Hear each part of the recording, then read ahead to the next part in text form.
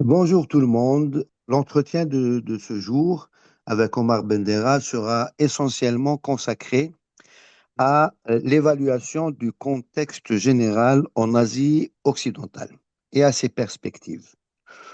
En conclusion, nous évoquerons brièvement la situation en Algérie au lendemain d'élections législatives dans la tradition du système issu du putsch de janvier 1992. Alors, bonjour Omar. Bonjour, bonjour à tous. Merci de Euh, me donner la parole.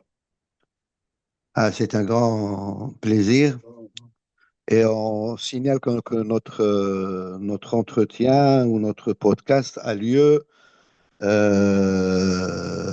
la période de la fête de l'indépendance.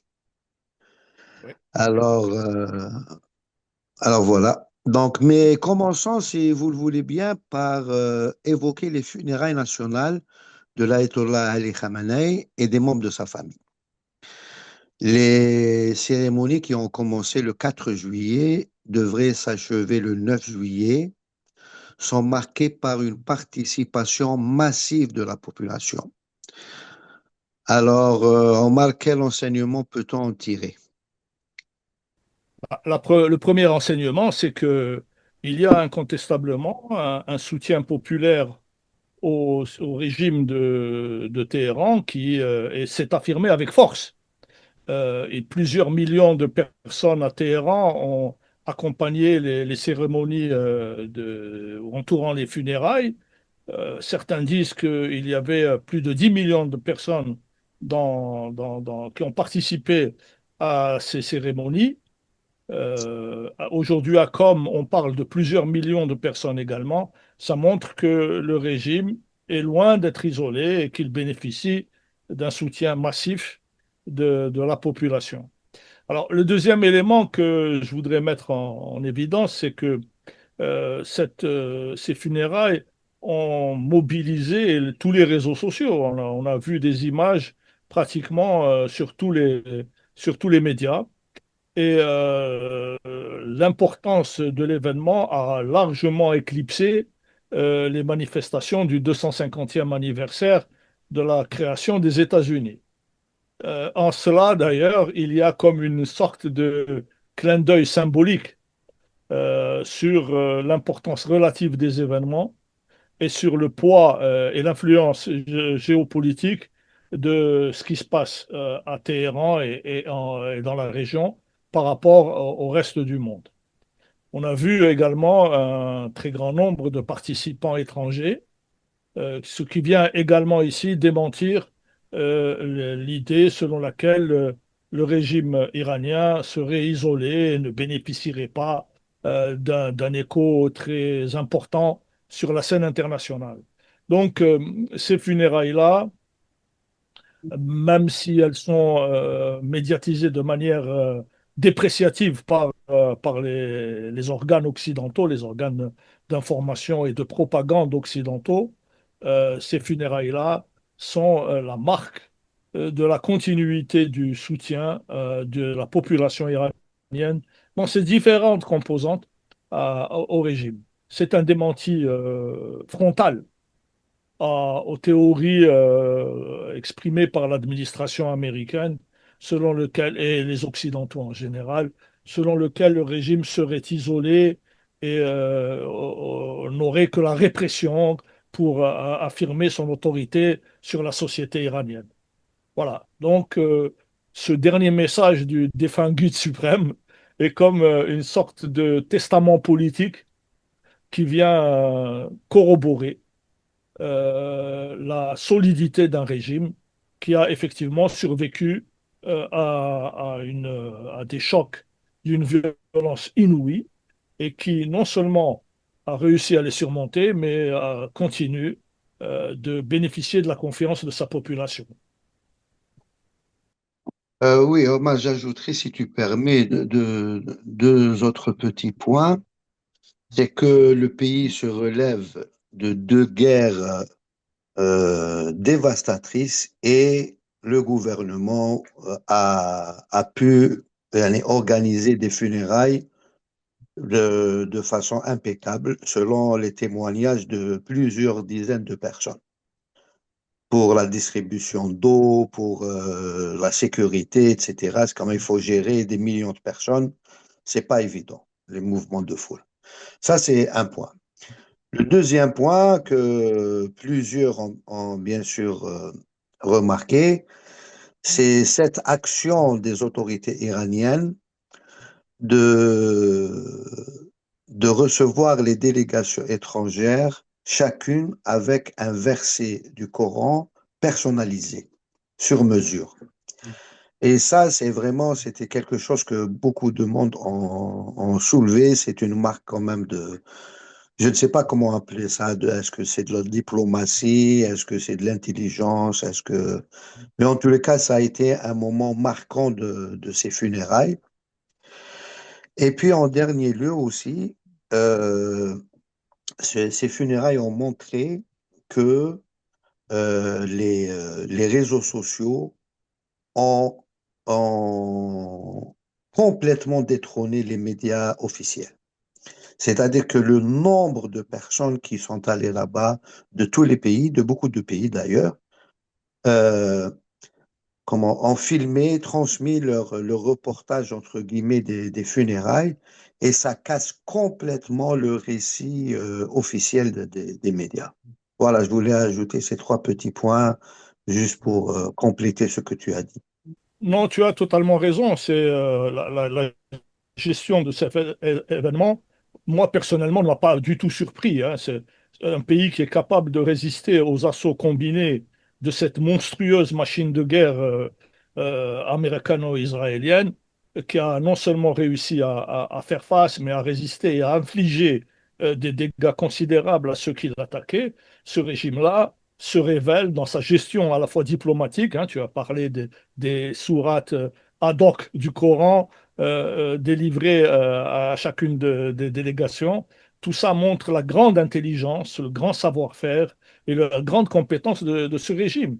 Mais bon, ça ne surprend que ceux qui ne connaissent pas l'Iran et la profondeur culturelle, politique de ce pays. Il y a, quels que soient les sentiments qu'on peut avoir pour la forme religieuse ou la forme autoritaire du régime, il y a incontestablement une grande compétence, un grand savoir-faire et un niveau d'organisation extrêmement élevé, capable de faire face à tous les défis. D'ailleurs, il faut remarquer que pendant ces cérémonies, aujourd'hui même, il y a eu des incidents au niveau du détroit d'Ormuz et que apparemment la défense ou l'armée iranienne a empêché un certain nombre de navires qui voulaient filer à l'anglaise sans montrer patte blanche. Donc il y a un niveau de vigilance qui reste élevé.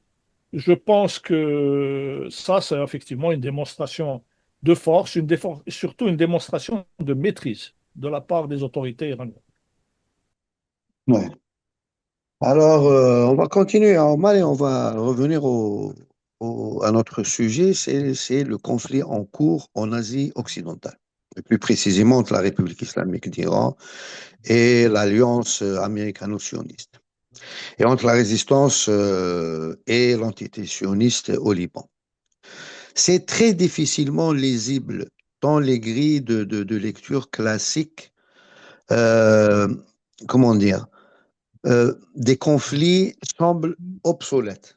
C'est le sentiment qu'on a. Qu'est-ce que tu en penses, Omar? Oui, tu as raison. Le problème, c'est qu'effectivement, il y a dans ce conflit, cette opposition avec avec la République islamique, il y a deux protagonistes qui étaient autrefois, ou il n'y a pas si longtemps, en symbiose presque absolue, et qui aujourd'hui semblent exprimer des divergences. L'axe Washington-Tel Aviv n'est plus aujourd'hui ce qu'il était il y a encore quelques semaines ou quelques mois. La parfaite cohésion et la parfaite identité de vue entre l'administration américaine et le régime sioniste est mise à mal. on voit aujourd'hui qu'il y a des divergences fortes entre ces deux centres de décision. C'est très intéressant, d'autant que les plus éclairés, entre guillemets, hein, je ne sais pas s'il faut utiliser ce terme, des analystes pro-israéliens comme Emmanuel Ram, l'ex-chef de cabinet de Obama et ex-ambassadeur de Biden au Japon, je crois, lui-même ancien officier, je crois, de l'armée sioniste, a très clairement déclaré que le soutien inconditionnel et à 100% des États-Unis n'était plus garanti et qu'il ne sera plus garanti dans l'avenir. Donc il y a effectivement un hiatus entre Tel Aviv et Washington. Le mémorandum d'accord qui gère un peu le cessez-le-feu et établit une durée de négociation pour arriver à un accord définitif, on voit bien que il n'est pas respecté par les sionistes et que on voit bien que cela gêne une partie de l'establishment américain qui se retrouve en quelque sorte en porte-à-faux, n'ayant plus ou n'ayant pas le moyen de mettre au pas son client numéro un dans le monde. Donc, effectivement, tout ça contribue à opacifier la gestion politique de ce conflit par ses protagonistes. Bon, maintenant, il faut bien être clair. Jusqu'à preuve du contraire, c'est encore les milieux sionistes qui déterminent en dernière instance la politique américaine. Ce sont les milieux sionistes qui dirigent encore fortement les institutions washingtoniennes. Et il ne faut pas oublier que Donald Trump est lui-même un activiste sioniste qui, même s'il fait mine de mettre de l'eau dans son vin, est toujours très engagé aux côtés de ses amis et de sa famille politique pro-israélienne. Voilà. Donc on est dans une sorte de valse, hésitation où les différents centres de pouvoir à Washington ne sont plus alignés et la ligne qui en ressort n'est plus conforme aux intérêts stricts du colonialisme sioniste. Voilà. Donc effectivement, c'est ça qui crée cette espèce de trouble, cette espèce d'équivoque, cette ambiguïté permanente. Laquelle ambiguïté est nourrie par l'extrême fourberie, allez-je dire, de Trump, d'un président des États-Unis qui a érigé la tromperie, le mensonge en ligne de conduite officielle. Donc, nous sommes face à un système dont le chef fait des déclarations qu'il dément le lendemain, s'engage sur des voies qu'il répudie aussitôt qu'elles ont été notifiées. Donc, tout ça, effectivement, fait que la seule ligne de conduite que l'on peut avoir dans l'analyse des rapports entre les différentes parties à ce conflit, c'est de ne prêter aucune crédibilité et ne jamais faire confiance aux Américains et à leurs alliés. Euh, on va revenir un peu à la base de cette histoire, si tu veux, Omar. C'est quelle est la nature de cette guerre féroce entre, menée par l'entité sioniste et Washington contre la République islamique d'Iran? C'est les espoirs, quand même, depuis quelques semaines, les espoirs alimentés par la signature d'un mémorandum entre les deux pays, entre Américains et Iraniens, s'estompent de jour en jour, c'est-à-dire on le ressent. Et la réouverture d'hostilités semble s'imposer comme perspective à court terme, voire à très court terme. Oui, bah, c'est un peu, ça entre dans le suivi de ta question précédente. Cette opacité qui caractérise, si tu veux, la situation dans la région, elle est liée, donc, comme on l'a dit, à la divergence de vues entre Israéliens et Américains. Mais il ne faut pas oublier que les causes profondes de cette guerre, pourquoi cette guerre a-t-elle été menée par les Américains? Elle a été Mhm. menée par l'administration Trump pour absolument complaire à Israël et à ses objectifs hégémoniques dans la région. Aucun président des États-Unis, pourtant soumis à de vives pressions et pourtant soumis à la volonté israélienne d'instrumentaliser la relation avec Washington pour leur visée politique, et dans la région, aucun président avant Trump n'a accepté d'agresser frontalement l'Iran. Euh, Trump l'a fait exclusivement pour servir des intérêts israéliens. Aucun intérêt américain dans cette guerre n'est en effet préservé, défendu ou mis en avant. La stratégie centrale de cette agression, elle est purement et simplement d'éliminer tout obstacle à la domination israélienne dans la région. Voilà la cause fondamentale, la base de toute l'analyse stratégique américaine. Quelles que soient les théories qu'on nous avance sur la volonté de contrôler les flux pétroliers, etc., tout ça n'est qu'un écran de fumée destiné à masquer la réalité profonde d'une administration américaine complètement soumise au diktat israélien. Et jamais dans l'histoire, un président des États-Unis n'a été aussi loin, et il le dit lui-même, hein, n'a été aussi loin dans l'assujettissement des États-Unis aux orientations sionistes.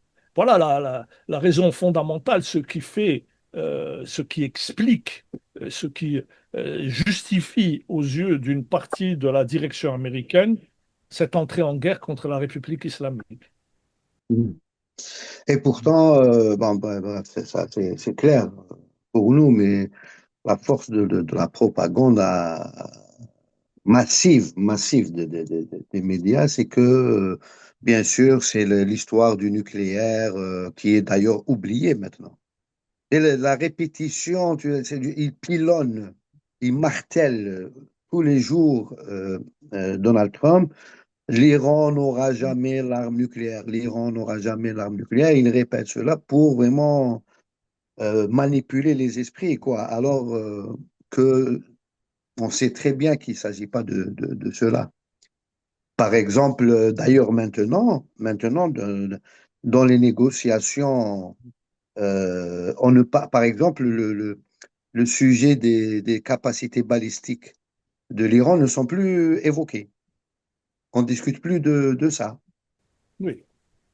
Oui, alors, si tu veux, très clairement, l'argumentaire de propagande occidentale, qui est entièrement construit sur la diabolisation de l'Iran, Mhm.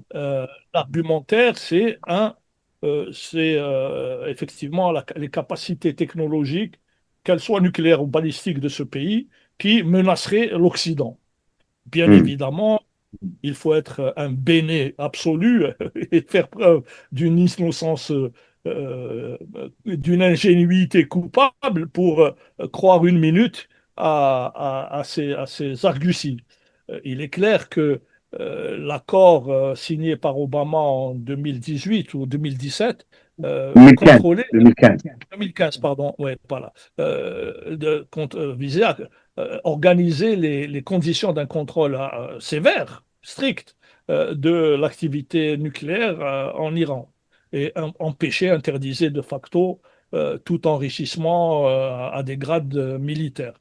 Donc, il s'agit bien de propagande mensongère, comme les Occidentaux savent le faire, en jouant sur tous les tableaux et en faisant preuve d'une espèce de monomanie, comme tu l'as très bien décrit, là, cette insistante répétitive visant à bourrer le crâne et à violenter les consciences de l'opinion publique pour justifier une aventure militaire qui n'a d'autre but que de détruire toute capacité de résistance des peuples de la région à l'hégémonie israélienne.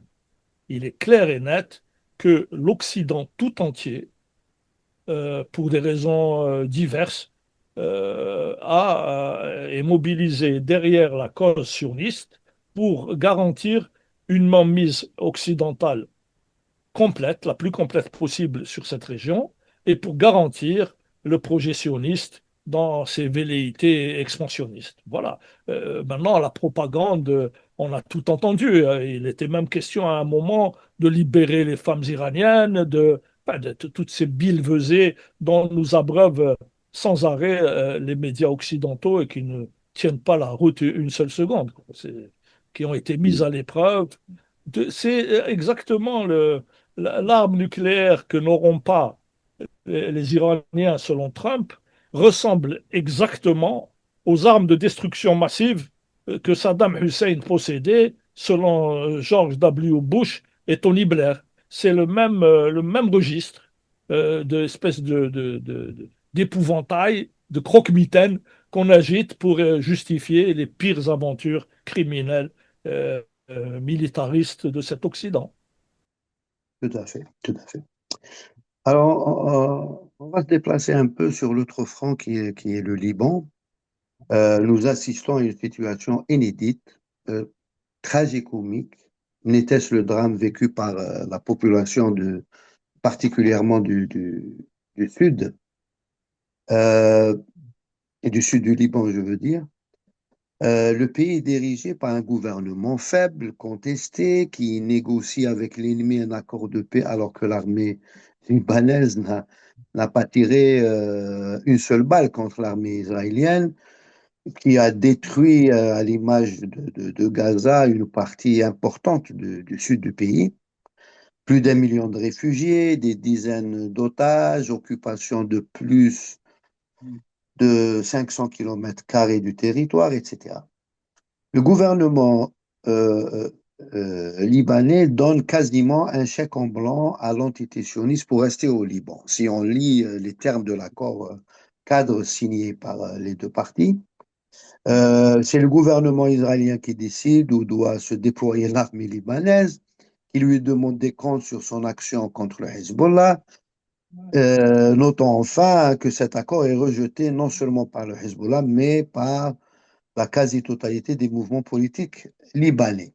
Alors, on peut, si tu veux, en parler, Omar, longuement sur cette situation très, très, très, très particulière au Liban. Bah, le Liban a une structure politique héritée directement, ethno-confessionnelle, directement héritée du colonialisme français. Les Mm. structures politiques de ce régime assez particulier, singulier du Liban, aujourd'hui ne correspondent plus du tout à la réalité démographique, à la réalité socioculturelle et à la réalité politique de ce pays. C'est l'accord qui a été imposé par les Américains est un accord de type pétainiste. C'est un accord de reddition inconditionnelle d'une partie de la bourgeoisie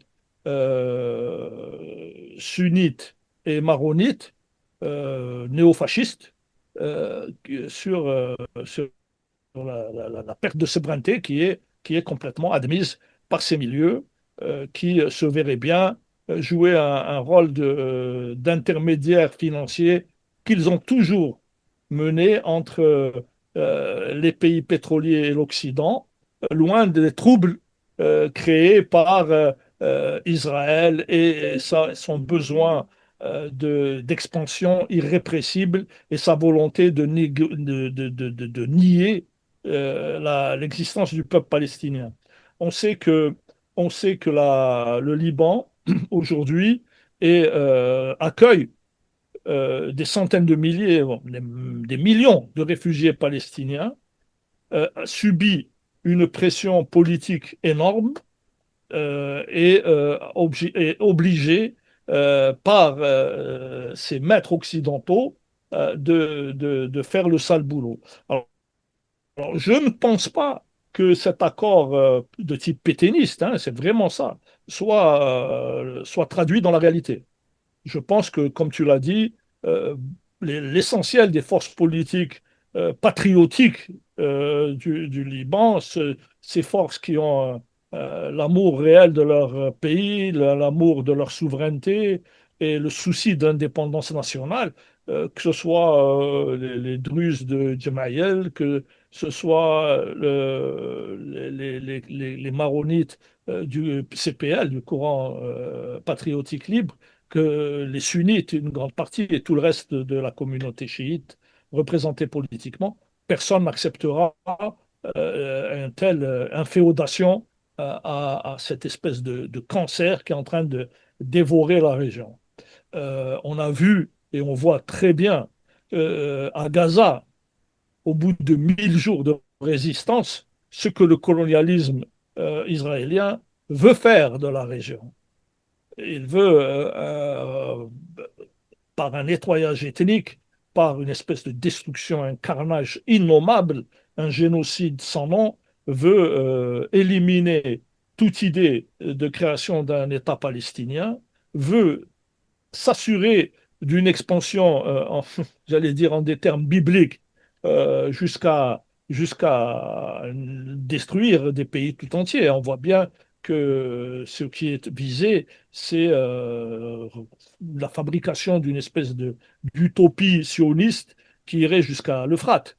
Donc on voit bien qu'il y a une volonté qui se heurte à la résistance du peuple libanais, à la résistance palestinienne héroïque, et qui aujourd'hui essaye, profitant d'une fenêtre d'opportunité, à mon avis, qui va se refermer plus ou moins rapidement, cette fenêtre d'opportunité, c'est le pouvoir trumpien à Washington. Hein. Quand Trump ne sera plus aux commandes, je ne suis pas sûr que Israël bénéficiera de la même impunité et de la même latitude pour détruire ses voisins, détruire le peuple palestinien comme il le fait aujourd'hui. Donc, effectivement, le Liban est le terrain où s'affrontent la arabe, la résistance arabe et la capitulation arabe. C'est là où se joue, en quelque sorte, une partie importante du sort des pays de la région. Si la capitulation l'emporte et si la résistance est éliminée, que restera-t-il des possibilités d'établissement d'un État palestinien? Que restera-t-il des possibilités de décolonisation de la région? Que restera-t-il des populations, de la dignité de ces populations qui seront condamnées à vivre sous la botte d'un régime criminel, d'un régime despotique composé de voleurs et d'assassins? Voilà. Donc, c'est aujourd'hui une situation critique, mais moi, je suis persuadé que le peuple libanais, dans ses diverses composantes, saura résister et saura faire front à ce complot criminel, diabolique, qui est en train d'être mis en œuvre avec la complicité de certains milieux d'affaires, de certains milieux corrompus, qui sont aujourd'hui à la tête des institutions de l'État. Oui, c'est vraiment, c'est comme tu le dis, le Liban est vraiment le champ de bataille qui va définir l'avenir de toute la région. C'est-à-dire, ces pays-là vont devenir ce que le champ de bataille donnera, en fin de compte. Tout à fait. Ouais. Alors, on va revenir, on va sortir un peu de cette guerre et revenir aux funérailles de guide de la République islamique. Il y a un point que je voudrais évoquer avec toi. Il semblerait que l'Algérie n'a pas envoyé de délégation, contrairement à beaucoup de pays. On a dénombré une centaine de délégations. Alors, comment doit-on comprendre cette absence, d'autant plus que les relations entre l'Iran et l'Algérie ont été plus ou moins bonnes depuis la révolution islamique de 79, notamment le rôle de l'Algérie, notamment le rôle de l'Algérie pour l'histoire des otages américains, notamment. Absolument. Alors, moi, je n'ai pas d'informations s'agissant de la présence ou de l'absence d'une délégation algérienne aux funérailles du guide suprême iranien. Et j'allais dire, c'est presque sans importance. Mm. Aujourd'hui, on voit bien que la voix de l'Algérie ne porte plus vraiment. L'Algérie n'existe plus vraiment comme un élément de la politique internationale, un élément, un agent actif de la défense du non-alignement, de la défense d'idéaux communs à tous les peuples du Sud. L'Algérie n'est plus sur ce front-là. L'Algérie adopte un profil très bas.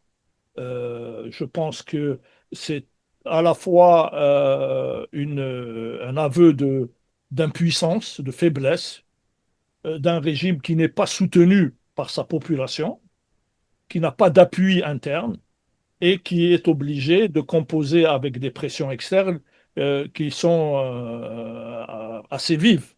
Le pays essaye, enfin le régime essaye malgré tout de conserver une certaine marge de manœuvre, une certaine autonomie, mais on le sent bien très contraint dans son expression politique externe.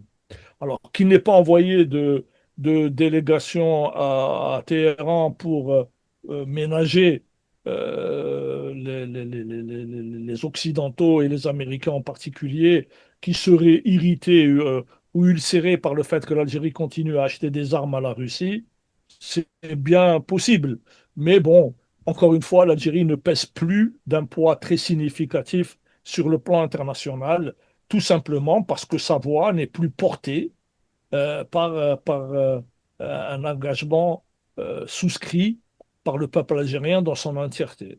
D'ailleurs, tu Mm. faisais référence à ces élections législatives qui sont à la fois un aveu de, comment te dire, d'impuissance, une incapacité du régime à se renouveler, une incapacité de ce régime à trouver en lui des ressources de reconstitution, de redynamisation.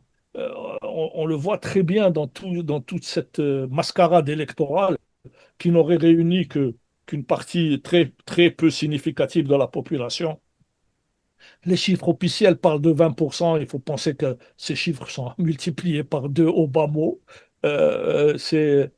Ça montre bien que ces gens au pouvoir n'ont pas compris qu'il était vital pour se renouveler, pour identifier des compétences, pour sortir de cette incroyable médiocrité qui s'affiche au jour le jour sur tous les écrans.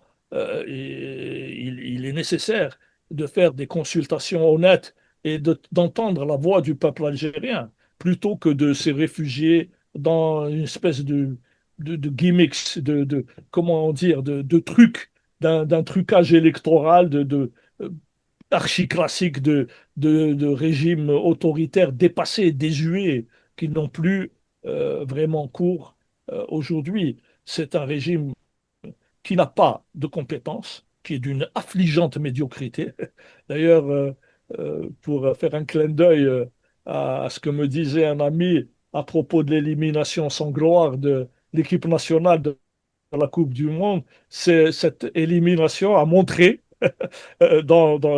presque dans la caricature, l'incompétence, la médiocrité et l'absence de rigueur révélatrice de tout le fonctionnement d'un système. Voilà. Et c'est pas seulement les failles d'un entraîneur. Là, on voit bien que c'est tout un édifice qui a démontré son inefficacité, son incompétence et peut-être même sa corruption. Donc aujourd'hui, oui, l'Algérie n'a pas envoyé de délégation, c'est possible.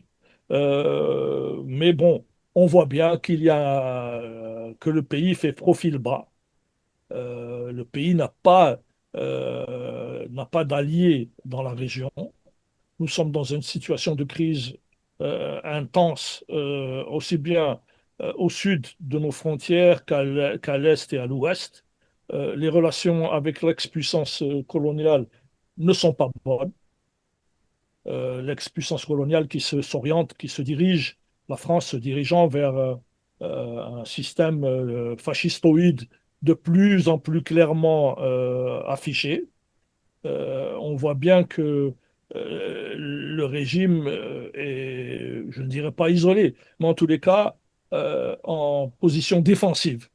Je crois que il est de la responsabilité de tous, les critiques du régime en particulier, de faire preuve de vigilance pour ne pas être embarqués dans des postures qui, au-delà de porter atteinte au régime, porteraient atteinte à l'Algérie tout entière, à l'État et au fondement de la nation. Voilà. Donc, oui, l'Algérie est en recul. L'Algérie n'a plus la même voix. L'Algérie n'a plus la même posture internationale. Euh, c'est regrettable. Il faut espérer que, un sursaut à l'intérieur du régime puisse créer des ouvertures démocratiques. J'ose pas utiliser ce mot avec beaucoup de force, des ouvertures vers un état de droit et vers une représentation plus conforme des volontés populaires, afin de sortir de cette interminable léthargie, de cette crise sans fin que la population et la société vit depuis au moins effectivement le putsch de janvier 92. Et il faut que nécessairement que nous ramenions l'Algérie vers des logiques de développement, des logiques de construction, des logiques d'espoir pour sa jeunesse. Et ce n'est pas en tripatouillant des élections factices qui sont des désignations de clientèle plus que d'une consultation honnête de la population qu'on va arriver à cela.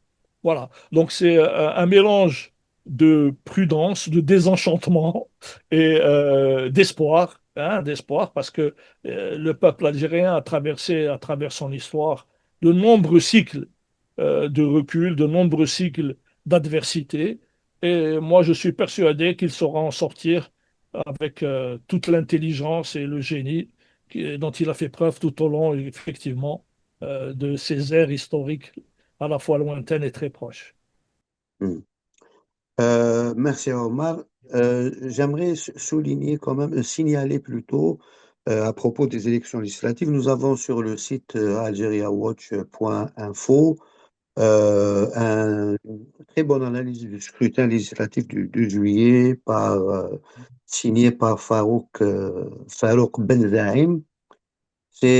Ça nous donne une idée de la situation en Algérie concernant notamment les élections législatives et les comportements du régime. Voilà, merci Omar pour tes éclaircissements. Merci à tous Merci à toi, et, merci à tous. et espérons nous retrouver bientôt pour un autre podcast d'Algeria Watch. Merci à ceux qui nous suivent régulièrement. À très bientôt.